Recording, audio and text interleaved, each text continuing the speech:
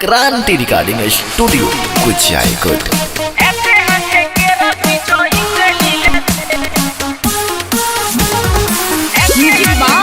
DJ विकास सीतामढ़ी।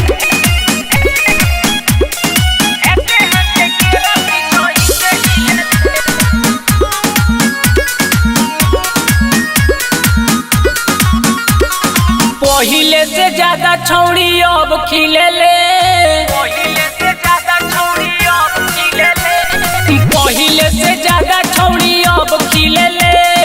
हेते हेते केरा पीछो ही से लीले ले, हाथों में पकड़ के खूब मन से छीले ले, हेते हेते केरा पीछो ही से लीले ले, हेते हेते केरा पीछो ही से लीले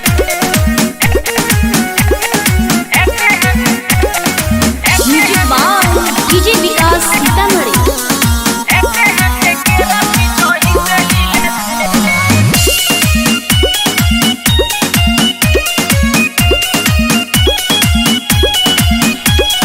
रोजू मार्केट कर जाले दोपहरिया, देखे जहाँ थोकऊ हमारे ले नजरिया, देखे जहाँ थोकऊ हमारे ले नजरिया, देखे जहाँ थोकऊ हमारे ले नजरिया। रोजू मार्केट कर जाले दोपहरिया, देखे जहाँ थोकऊ हमारे ले नजरिया, अब डरो देके अपना घरे मिले ले, अब डरो देके अपना घरे मिले ले, डरो देके अपना घरे मिले ले, हेते हेते केरा पीछो ही से लीले ले, हाथों में पकड़ के खूब मन से छीले ले, हेते हेते केरा पीछो ही से लीले ले,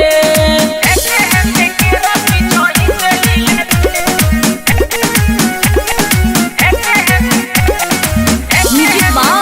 डीजे विकास सीतामढ़ी।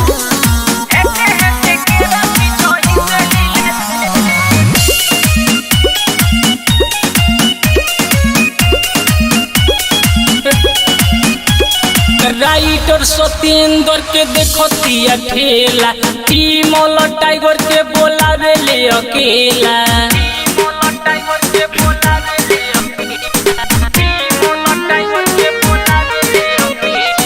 राइटर सत्येंद्र के देखो तिया खेला, टीमोल टाइगर के बोलावे ले अकेला, दिल नहीं आतर कहियो ना ढीले ले,